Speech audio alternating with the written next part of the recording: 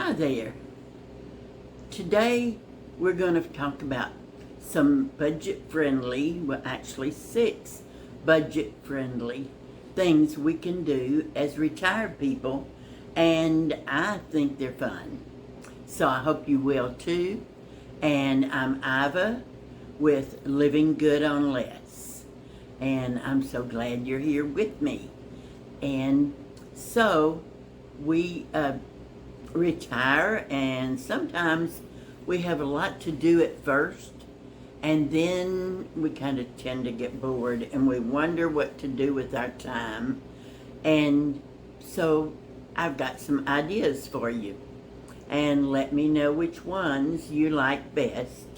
And the first one we're going to talk about is gardening, because some of you may not like gardening, but there may be some that do.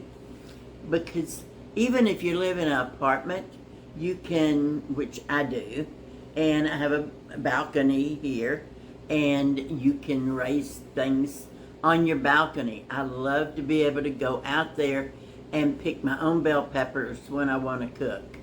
My own basil. I love basil in my eggs for breakfast, or if I'm having what we call breakfast food at nighttime. But you can go right out there and pick what you want, and you know it's fresh. You know how healthy it is because you've raised it.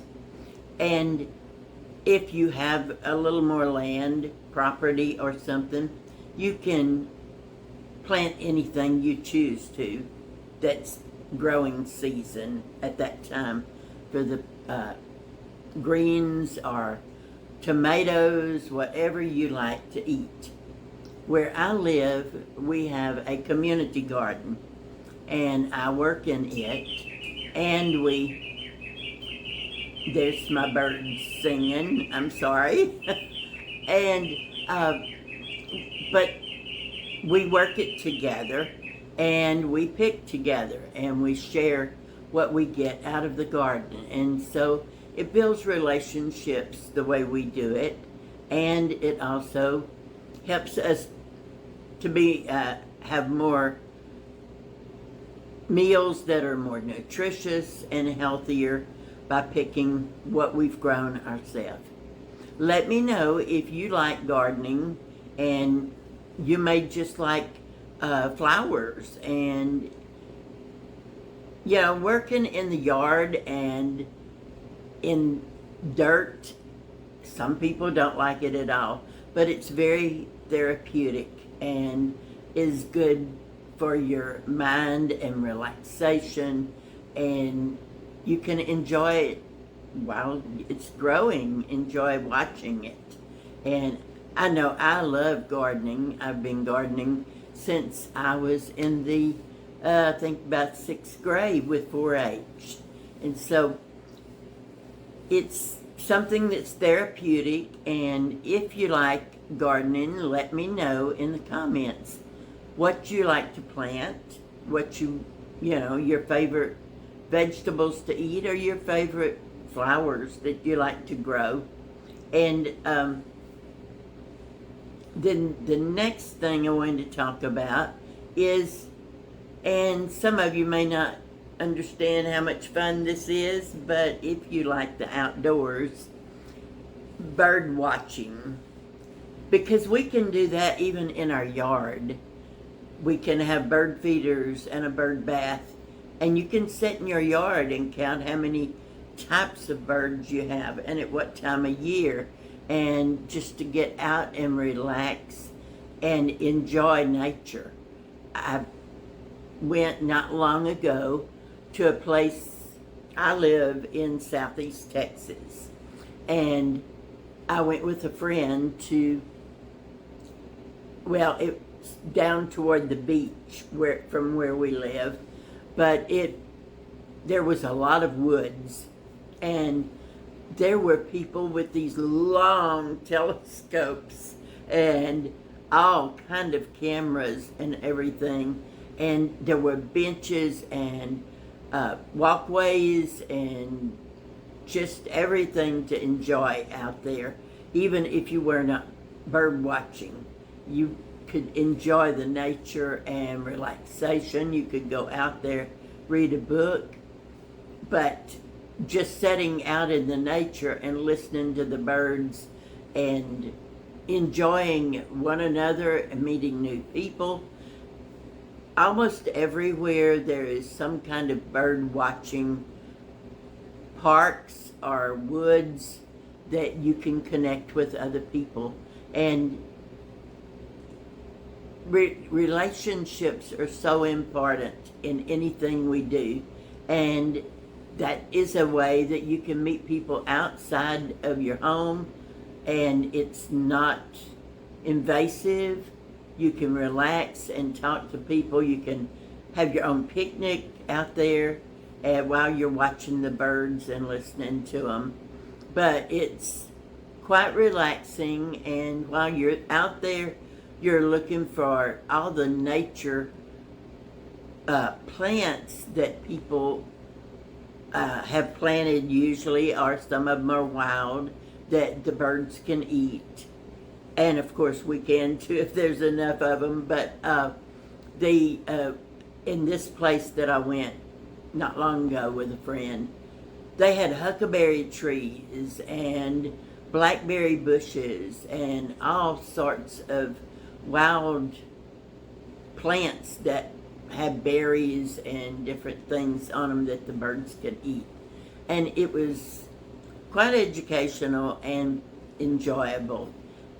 There was so many people from so many walks of life that was really, I enjoyed meeting some of them. And bird watchers are so friendly and helpful, and they seem to care about one another. They're just a calmer group of people that's caring, and I really enjoyed it. And so the next thing I'm going to talk about is education. We never get too old to learn. You can get continued education classes if you live in an area that's a junior college or any type of college. Some high schools may have continued education for you to learn to do all kind of things, like on the computer. You may, if you like computers, you can get classes that will teach different things that you can do and whether you get a job or you're doing it on your own, it is mind stimulating when we are learning all the time and putting our mind to work instead of letting it go in a mode that we don't really have to push ourselves and think more. And it keeps our body younger when we keep our mind learning.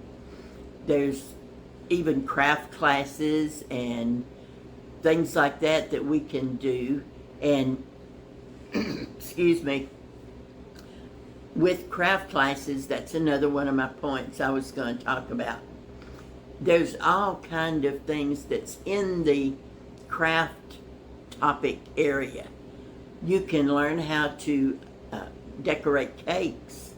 You can learn how to make wreaths for your doors. Some men like to work on cars, and you can learn how to work on the new technology in cars. Or you can get an older car and restore it. And those are the things that doesn't have the new technology on it. There's so many things you can do that's under the topic of crafts. And I wanted to know what kind of crafts you like. I was talking to this lady the other day, and she had never done crafts, but she wants to learn how. And so I was talking to her about different things, and I thought everyone knew about Pinterest, but I showed her Pinterest and all the boards you can have on there and how you pin things on your boards. There is so much to do on Pinterest. You can learn to do anything on there and get a lot of ideas if you're not sure what you would like to do with your extra time and enjoyment when you're retired, go on Pinterest. It's an app on your phone, tablet, or computer, and just go through everything and see what there is that is fun for you, because each one of us enjoys something different all the time. But another thing you can do is volunteer at a animal shelter.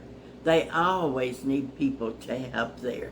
And the little dogs are either left by their owner that passed away, moved away, or they can't keep them in the apartment that they moved into.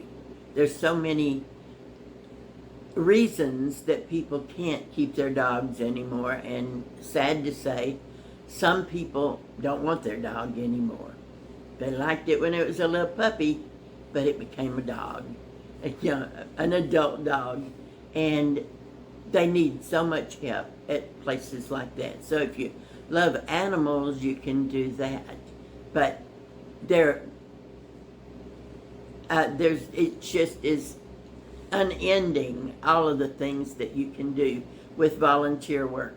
And if you want to volunteer at some faith-based place, according to your faith, find a church or an organization that aligns with your faith, and you can volunteer there. There's soup kitchens that you can volunteer to help and pass out food for people that are homeless. And then a lot of people have a home, but they can't afford food anymore. They say a lot of older people they have to choose whether they're going to have food or they're going to get their medicine. You can volunteer at places like that and pass out food and give an encouraging word to people.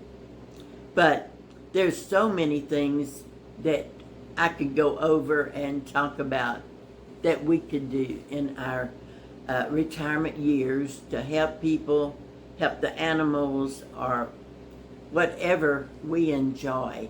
You can even be a tutor or a mentor for children that don't have grandparents, or they need some guidance.